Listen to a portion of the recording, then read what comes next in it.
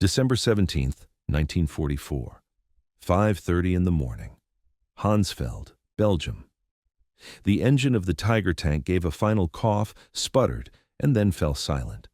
SS Obersturmbannführer Joachim Peiper brought his fist down hard on the turret hatch, the metallic thud echoing in the pre-dawn gloom. His driver, Unschar Weber, tried the ignition again, coaxing the 700-horsepower Maybach engine to life. Nothing. The fuel gauge registered empty. "The reserve tank is also dry," shouted Herr Oberonur Weber from his compartment, his voice strained with a desperate edge. Peiper descended from his command vehicle, his boots crunching on the frozen Belgian earth. Around him, the formidable armored thrust the Wehrmacht had assembled for Operation Watch on the Rhine, the Ardennes Offensive, sat inert. 67 tanks, 149 half-tracks, and nearly 5,000 of Germany's most elite Waffen-SS soldiers, all rendered immobile by depleted fuel tanks.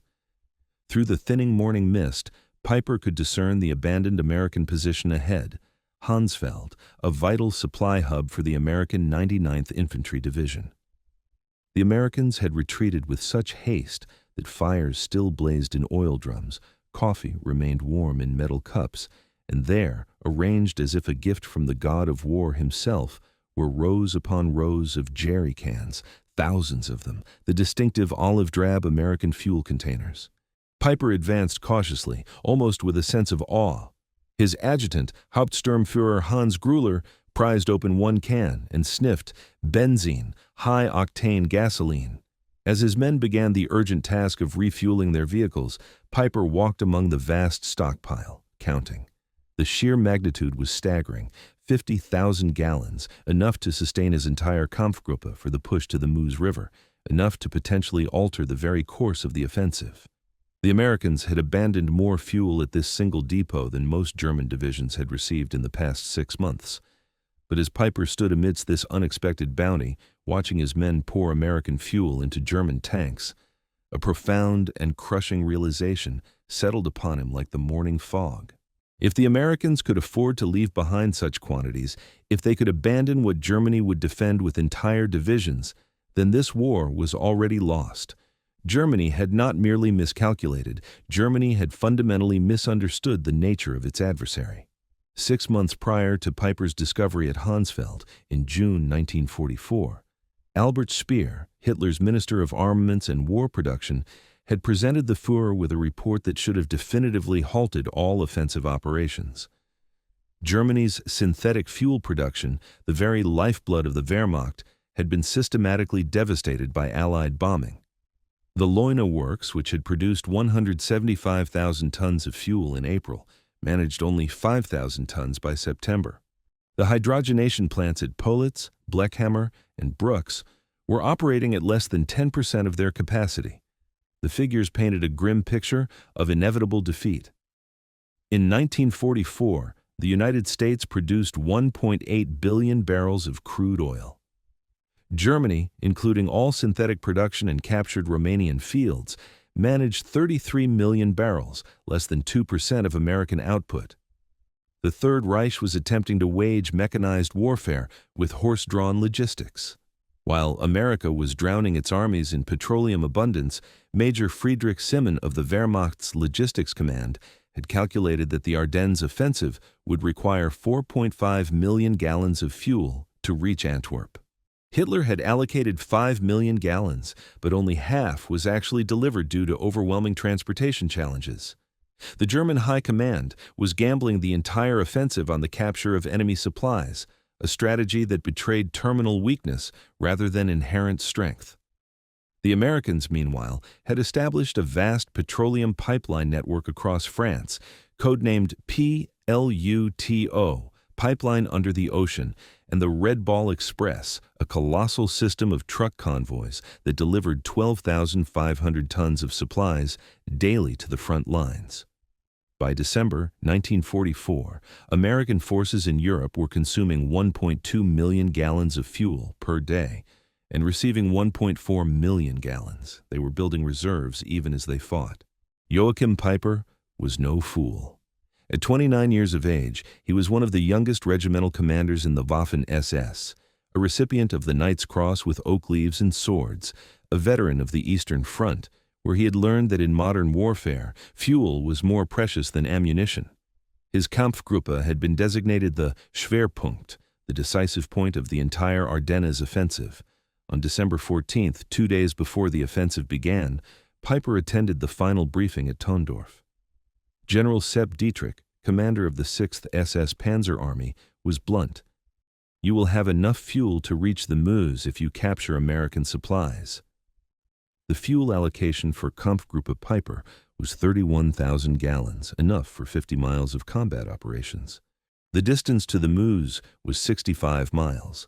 The mathematics of failure were inherent in the plan from its inception. As his column prepared to advance on December 16th, Peiper issued stringent orders. Tanks were to operate in single file to conserve fuel. Engines were to be shut off during any halt exceeding 5 minutes, and the capture of American fuel dumps was paramount, taking precedence over all tactical objectives. The contrast with American operations could not have been more stark. On that same morning, Captain James Rose of the American 74th Tank Battalion, stationed just 20 miles from Peiper's starting point, recorded in his unit diary, "Received fuel resupply, 8,000 gallons. Third delivery this week. Third delivery. Storage tanks already at capacity. December 16th, 1944, 5:30 in the morning." The German artillery barrage that initiated Operation Watch on the Rhine consumed more ammunition in 2 hours than the Wehrmacht had allocated for entire operations earlier in the war. Yet even this impressive display masked critical shortages. Peiper's column began its movement at 7 a.m., already behind schedule. The roads, which appeared as highways on German maps, were narrow country lanes, many unpaved. Within hours, traffic jams materialized as vehicles designed for the vast Russian steppes struggled to navigate the Ardennes forest. At Lützerath, Peiper's initial objective, they encountered unexpected resistance from a solitary American intelligence and reconnaissance platoon. 18 men held up the most powerful German armored column for nearly 10 hours. During this delay, Peiper's vehicles sat idling, burning precious fuel. When they finally broke through and reached Honsfeld at dawn on December 17th, Peiper's column had covered 20 miles and expended 40% of its fuel. At this rate, they would run dry long before reaching the halfway point to the Meuse. The American supply depot at Honsfeld was not even a primary facility. It was a forward supply point for the 99th Infantry Division, what the U.S. Army classified as a Class 3B depot, a temporary fuel station. Yet what Peiper discovered there surpassed the monthly fuel allocation for an entire German panzer division. Hauptsturmführer Hans Gruller later testified, "We found pyramids of jerry cans, each containing 5 gallons of gasoline. They were stacked 3 meters high, extending for perhaps 200 meters. The Americans had not even attempted to destroy them. The captured fuel was high-octane aviation gasoline mixed with motor fuel, 80 octane or higher. German vehicles, particularly the temperamental Maybach engines in the Tiger tanks, were designed for 74 octane fuel. The American gasoline was actually too potent, causing engine malfunctions in several German vehicles. As Peiper's men refueled, they made further discoveries. Sergeant Wilhelm Hoffmann found shipping manifests in the depot office. He could read English, having worked in his father's import business before the war. The documents indicated this fuel had been shipped from Texas to New York, across the Atlantic to Liverpool, across the Channel to Normandy, and trucked 400 miles to Honsfeld. The journey, spanning over 6,000 miles, had taken less than 6 weeks. "I showed the papers to Obersturmbannführer Peiper," Hoffmann recalled in a 1976 interview. "He read them twice, then crumpled them up. He said nothing, but his face turned pale." We both understood what this meant. Private Ernst Kara found a stack of Stars and Stripes newspapers dated December 15th, just 2 days prior. The headline celebrated the inauguration of a new fuel pipeline from Cherbourg to Verdun, capable of delivering 300,000 gallons per day, a single pipeline delivering more fuel daily than Kampfgruppe Peiper would utilize in the entire offensive. To grasp the shock of Peiper's discovery, one must comprehend Germany's fuel situation by late 1944. Since May, Allied bombing raids had decimated synthetic fuel production by 90%. The Luftwaffe was grounding aircraft due to a dearth of aviation fuel. Pilot training had been curtailed from 250 flight hours to a mere 60 hours. The German Navy's surface fleet had effectively ceased operations. U-boats were equipped with snorkels to conserve diesel by running on batteries for extended periods. On the home front, German civilians had not witnessed private automobile traffic since 1942. Gasoline was so precious that the Gestapo investigated black market theft of individual liters. Farmers were reverting to horse-drawn plows. Meanwhile, the United States was producing 67% of the world's oil. The East Texas oil field alone yielded more petroleum than all of German-occupied Europe. American refineries were operating at such a furious pace that Standard Oil was experimenting with new petroleum byproducts simply due to an excess of crude. With the 50,000 gallons captured at Honsfeld, Peiper's columns surged forward. They reached Billingen by noon on December 17th, seizing additional supplies, rations, ammunition, and most critically, maps indicating other American fuel depots in the vicinity. But the maps revealed a disquieting truth. The Americans possessed fuel stockpiles everywhere. Every major crossroads harbored a depot. The U.S. First Army alone held 3.5 million gallons in reserve. Peiper pressed on to Lichtenfels, the site where his forces would perpetrate the Malmedy massacre, killing 84 American prisoners. Even this atrocity was intrinsically linked to fuel desperation. Peiper later claimed he could not spare gasoline to transport prisoners. By evening on December 17th, Peiper's spearhead reached Stavelot, the location of a major American fuel depot containing over 2 million gallons. Here lay sufficient fuel to guarantee reaching the Meuse. But as the first German vehicles approached, American engineers were already at work. Captain John Brewster of the 291st Engineer Combat Battalion had received advance warning of the German advance. His orders were unequivocally clear: deny fuel to the enemy at all costs. The Stavelot depot contained 2,189,000 gallons of gasoline in jerry cans stacked across 15 acres. At 16:30 on December 17th, as Peiper's advance guard neared, Captain Brewster gave the command. Engineers poured gasoline trails between the stacks. White phosphorus grenades were distributed. Technical Sergeant Paul Solis threw the first grenade. The explosion was immediate and tremendous, he recalled. A wall of fire shot up perhaps 100 feet. Within minutes, the entire depot was an inferno. Peiper's lead tanks arrived to witness a column of black smoke ascending 1,000 feet into the sky. The conflagration would rage for 3 days, consuming enough fuel to have powered Peiper's entire division to Antwerp and back. Oberleutnant Fieber described the scene. The Obersturmbannführer stood on his tank turret, watching the flames. He remained silent for perhaps 5 minutes. Then he climbed down and told me, "They can afford to burn 2 million gallons to deny it to us." What are we doing here? Across the Ardennes, American engineers were incinerating fuel dumps rather than risk their capture. At Trois Ponts, 1.1 million gallons burned. At Spa, 2.5 million gallons were destroyed. In total, Americans deliberately destroyed over 8 million gallons during the first week, a quantity exceeding Germany's allocation for the entire operation. The capacity for such casual destruction of millions of gallons was rooted in a logistical system utterly beyond German comprehension. The Red Ball Express had delivered 412,000 tons of supplies using 6,000 trucks operating around the clock. Each truck consumed 40 gallons daily. The operation itself burned more fuel than German Army Group B received monthly. By December 1944, the motor transport service comprised 230 truck companies operating on color-coded routes.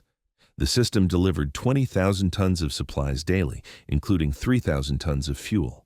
Colonel James Snyder, Chief Logistics Officer for First Army, recorded on December 18th, "Fuel receipts yesterday, 1,847,000 gallons. Fuel issued, 1,623,000 gallons. Net gain to reserves, 224,000 gallons." The pipeline system was even more impressive. Operation Pluto had laid pipes across the English Channel, pumping 1 million gallons daily from Britain. A sprawling network of pipelines extended inland. The Cherbourg-Paris line delivered 800,000 gallons daily. The Seine line moved 650,000 gallons. By December 1944, Allied forces in Northwest Europe were consuming 7.5 million gallons daily, while receiving 8.2 million gallons. They were augmenting their reserves even during offensive operations. As Peiper advanced deeper into Belgium on December 18th, the futility of the German position became starkly evident. At St. Vith, they seized another depot. 5,000 gallons were consumed in 3 hours of combat. Tiger tanks burned 2.5 gallons per mile in battle. Panthers consumed 1.5 gallons per mile. In the challenging Ardennes terrain, fuel consumption increased by 40%. Hauptmann Otto Dingler, maintenance officer for the 1st SS Panzer Regiment, recorded, "By noon on December 18th, we had consumed 67,000 gallons since the offensive began. We had captured perhaps 55,000 gallons. We were operating at a deficit. The Americans, monitoring German radio traffic through ultra-intercepts, were acutely aware of Peiper's fuel predicament. General Courtney Hodges ordered all units, enemy critically short of fuel, destroy all gasoline stocks threatened by capture." That same day, American C-47s flew 316 sorties, delivering vital supplies to Bastogne, including 160,000 gallons of fuel. Americans were airlifting more fuel to a besieged garrison than Peiper's entire Kampfgruppe possessed. By December 19th, as Peiper's forces engaged defenders at St. Vith, the fuel crisis had reached a critical juncture.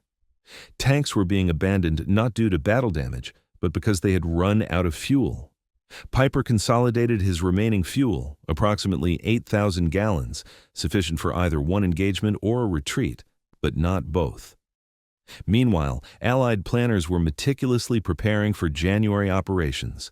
Brigadier General Maurice Gilliland requested 245 million gallons for the upcoming month. The request was approved without hesitation. The disparity extended far beyond mere quantity. American vehicles were standardized for optimal efficiency. Sherman tanks consumed 0.8 gallons per mile compared to the Tiger's 2.5.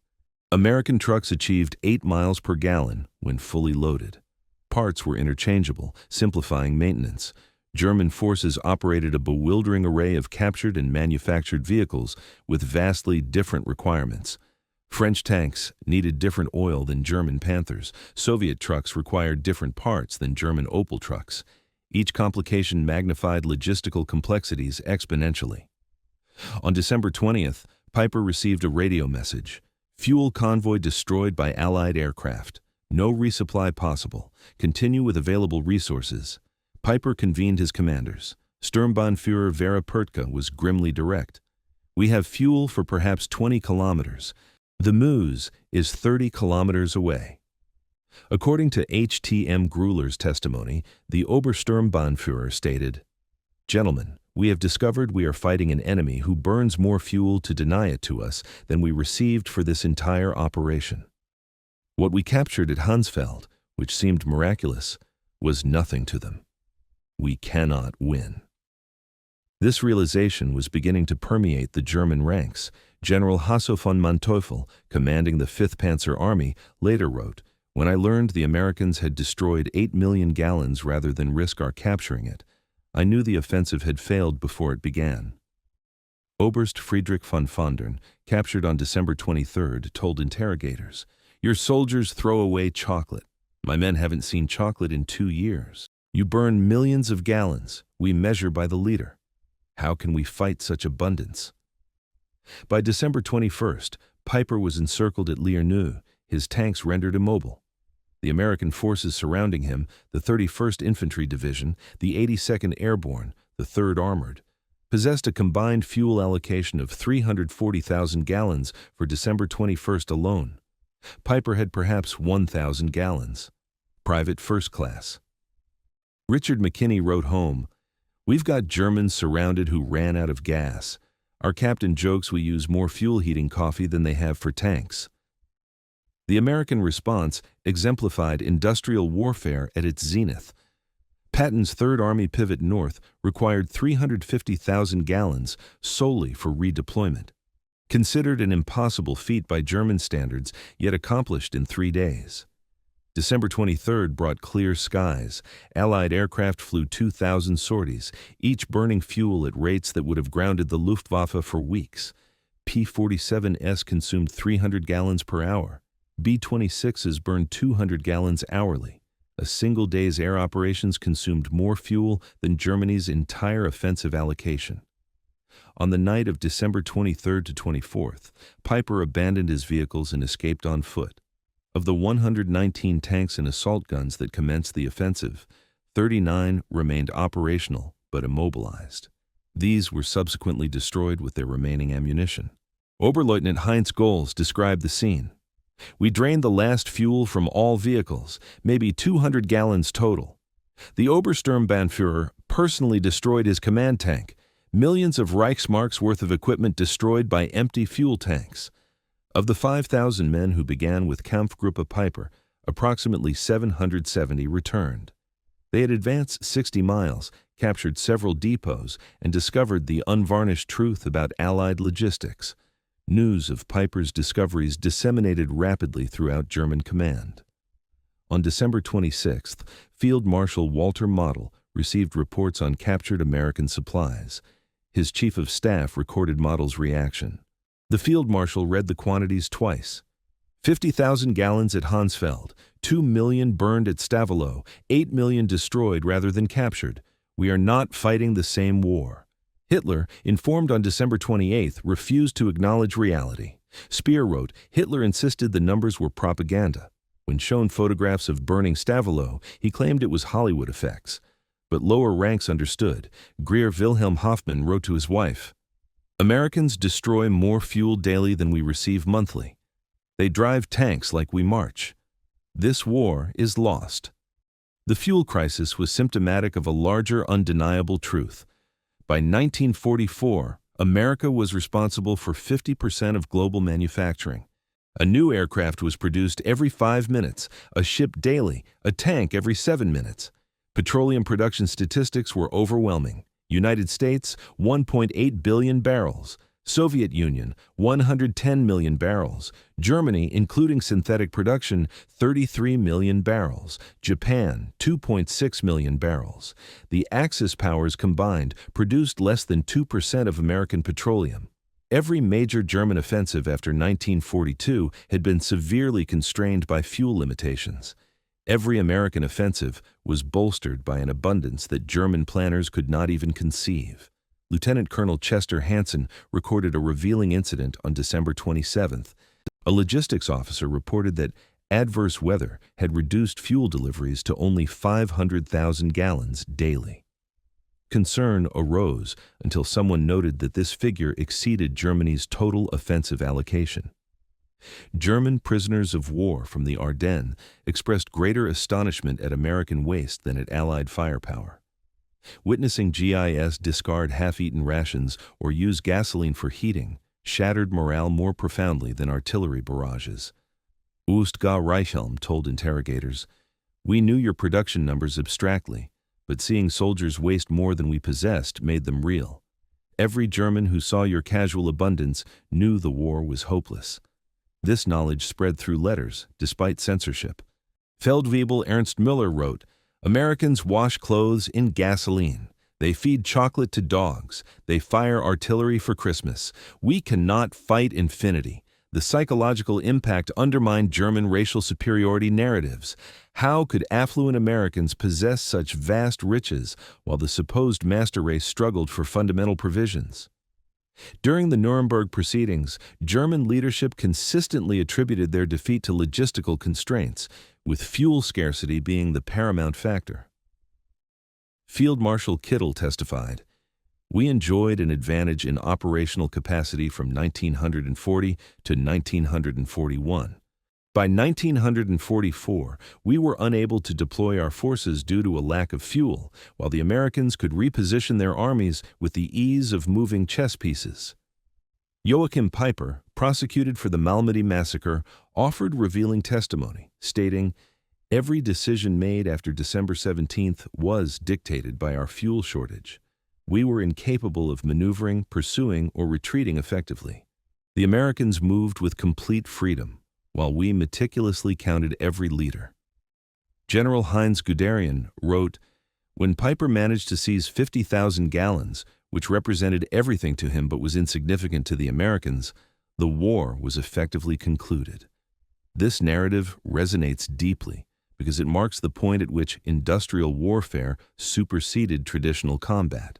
Victories were determined by production figures rather than acts of warrior valor. The romantic ideal of warfare perished in the Ardennes amidst abandoned fuel-depleted tanks. Dr. Richard Overy calculated that by 1944, Allied production in key categories far surpassed Axis output, exceeding 5-1. In the realm of petroleum, this ratio approached 50-1. Such overwhelming advantages could not be overcome by superior training or tactical acumen. The United States produced 324,750 aircraft during the conflict, compared to Germany's 119,097. American tank production reached 88,410, while Germany produced 46,857. Most strikingly, America refined 1.8 billion barrels of oil in 1944 alone, whereas Germany could barely scrape together 33 million barrels. On December 24, 1944, as Peiper's men infiltrated American lines on foot, abandoning 39 tanks, 70 half-tracks, and 177 other vehicles, the stark reality became clear. They had captured 50,000 gallons, a seemingly miraculous haul, only to discover it was utterly meaningless to an adversary capable of expending millions. As reflected by a German veteran in 1975, "That morning it crinkled, finding American fuel, we celebrated as if we had won the lottery. By evening, hearing about the destruction at Stavelot, we understood we had already lost. The Americans possessed so much that they could waste what we would die to acquire." The 50,000 gallons represented less than what a single American armored division consumed in a mere 2 days, and less than the Red Ball Express burned in 3 hours, a negligible amount in the context of Allied daily consumption. Major General John L. Collins later wrote, "The desperate attempts by the Germans to capture fuel exposed their fundamental miscalculation. They erroneously assumed we valued fuel, as they did, as an irreplaceable resource. They could not comprehend that we had such an abundance that we could afford to burn millions rather than risk any tactical disadvantage." Operation Watch on the Rhine ultimately failed due to the immutable mathematics of industrial warfare. The offensive itself consumed approximately 2.8 million gallons, representing 40% of the total allocated fuel, with captured supplies accounting for the difference. During the same period, American forces consumed 267 million gallons, nearly 100 times more. The Wehrmacht sustained casualties of 100,000 men, 800 tanks, and 1,000 aircraft. However, the most devastating loss was that of their illusions. Every German soldier who witnessed the Americans' overwhelming material superiority understood that Germany was not engaged in a war, but rather participating in its own execution. Joachim Peiper survived his imprisonment for war crimes in 1956. On July 14, 1976, he was murdered at his French residence by unidentified assailants. Yet, in 1967, he confided in historian Henry Lehman, "Finding that fuel depot was the worst thing. If we had run out of fuel earlier, we might have been able to retreat with some dignity. Instead, we discovered the Americans had oceans of it, while we had mere drops. We discovered impossibility. This lesson extends far beyond the Second World War. In the arena of industrial warfare, logistics inevitably supersedes tactics. Production overwhelms courage. Abundance defeats dedication. The German soldier of 1944 was arguably better trained and more experienced than his American counterpart. Yet, this advantage was rendered moot. The Americans were supported by an industrial juggernaut capable of wasting more resources than Germany could possibly produce. This unassailable truth was etched into every abandoned German cannon at Krinkelt, every gallon incinerated at Stavelot, and every fuel pipeline stretching across France. Conflicts between industrial powers would henceforth be decided by the output of factories and refineries, not by the brilliance of generals. Colonel Trevor Dupuy calculated that in December 1944, each American soldier was supported by 67 pounds of supplies daily. Each German soldier received a mere 3 pounds. While Americans complained about perceived waste, German soldiers would have considered such American expenditures an unimaginable bounty. In 1984, 40 years after the battle, veterans reconvened at Le Glaise. The museum there displays Peiper's Tiger tank, still positioned where it ran out of fuel on December 23, 1944. Former SS Sturmbannführer Karl Wortmann stood beside the tank with former Staff Sergeant Roy Anderson of the 30th Infantry Division. "We always wondered why you stopped," Anderson remarked. "We thought it was a tactical maneuver." Wortmann responded with a bitter laugh. "We stopped because our tanks were empty. You burned millions to keep it from us. How could we possibly fight that?" Anderson was silent for a moment before replying. "We never knew you were that short on fuel. We had so much. We never gave it a second thought." That exchange perfectly encapsulated the stark reality of December 1944. One side measured its resources by the gallon, the other by the millions. One fought for every jerrycan, while the other consumed oceans of fuel. The outcome was, in essence, predetermined. German military records provide damning evidence of this disparity. The War Diary of Army Group B for December 1944 states, December 16th, offensive commences. Fuel at 70% of minimum requirement. December 17th, Peiper captures 50,000 gallons. December 18th, multiple fuel depots destroyed, resulting in a loss of over 5 million gallons. December 19th, critical units immobilized due to fuel shortages. December 24th, Peiper abandons vehicles due to fuel exhaustion.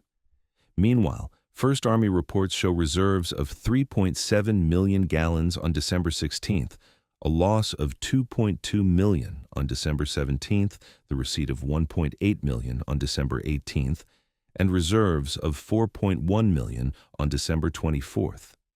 The Americans treated millions of gallons with indifference, while the Germans hoarded individual cans.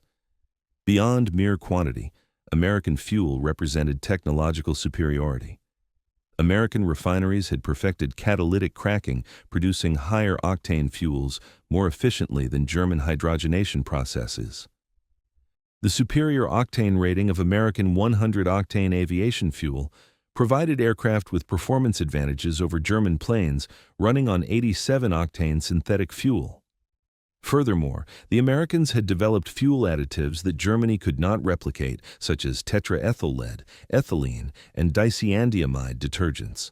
German engines, designed for lower-quality fuel, often performed poorly on captured American gasoline. Fuel scarcity profoundly impacted every soldier's experience.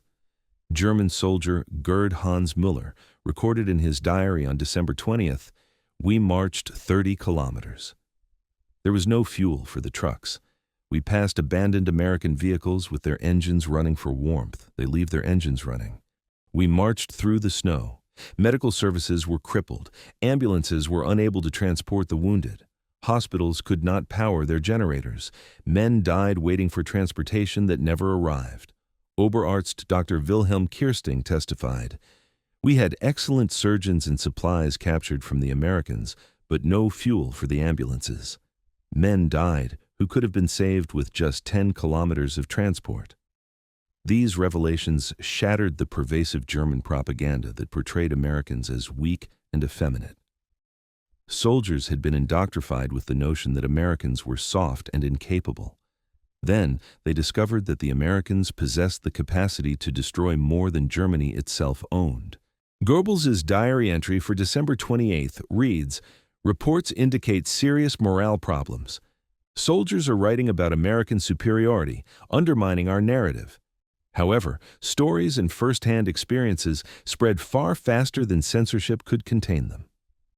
The myth of German military invincibility could not withstand direct contact with American logistical might. The failure of the Ardennes Offensive signaled that Germany had no viable options left, but a desperate defensive stand. General Alfred Jodl testified at Nuremberg, "After the Ardennes, we knew it was lost. We had played our last card and discovered the enemy held all the aces."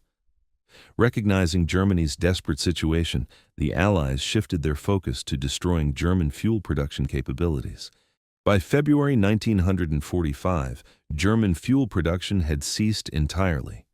The Luftwaffe was grounded and training was cancelled. The Wehrmacht became static, vulnerable to being systematically destroyed by mobile Allied forces. The spring of 1945 brought surreal scenes. German units surrendered not due to battlefield defeat, but due to sheer immobility. Entire panzer divisions sat helpless as Allied forces simply drove past them. General Major Fritz Bohlen described, "We had 42 operational tanks, experienced crews, and ample ammunition. We possessed only 300 liters of fuel, not enough to reach the next town. We destroyed our tanks and walked into captivity." Meanwhile, the American advance was only constrained by traffic jams caused by the sheer abundance of their vehicles. The Third Army alone fielded 15,000 vehicles. The fuel crisis encountered by Kampfgruppe Peiper exemplifies how industrial capacity determined the outcome of World War II. When Peiper stood amidst the captured jerrycans that December morning, he glimpsed a profound truth. They were fighting an adversary whose capacity for waste exceeded their own needs. The numbers tell the complete story. German offensive fuel allocation, 5 million gallons. Fuel destroyed by Americans, 8 million gallons. Daily American fuel consumption, 7.5 million gallons. Peiper's capture at Krinkelt, 50,000 gallons, representing a mere 0.6% of American daily supply. The Battle of the Bulge resulted in the deaths of 19,000 Americans and perhaps 100,000 Germans. It decimated the Wehrmacht's last remaining reserves. However, its most enduring impact was the dissemination of crucial knowledge throughout the German ranks. America possessed an incomprehensible abundance of resources. Peiper's discovery was not merely about fuel, but about the fundamental nature of industrial warfare itself. Victory belonged to whichever nation could produce the most petroleum, steel, and aluminum. Germany never stood a chance.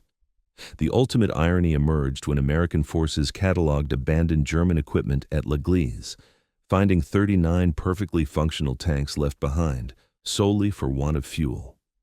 Major Robert Harrison's salvage report noted, "Fuel required, 8,000 gallons. Classification, minimal.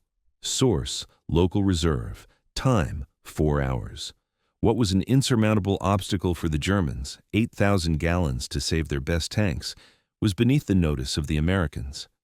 It was a minor request, utilizing local reserves that exceeded the total strength of Kampfgruppe Peiper. This was Peiper's epiphany at Krinkelt, not simply that America had more fuel, but that American abundance operated on a scale that rendered German scarcity utterly irrelevant. The war was irrevocably decided the moment American industrial capacity was fully mobilized. Krinkelt revealed what had been a stark reality since 1942. Germany was fighting an impossible battle, measuring its defeat in gallons, while America measured its victory in oceans. The Tiger tank stands in the museum at La Gleize, its fuel gauge empty, a silent monument to the moment when tactical excellence collided with logistical reality and was defeated. Visitors often inquire why such formidable tanks were abandoned.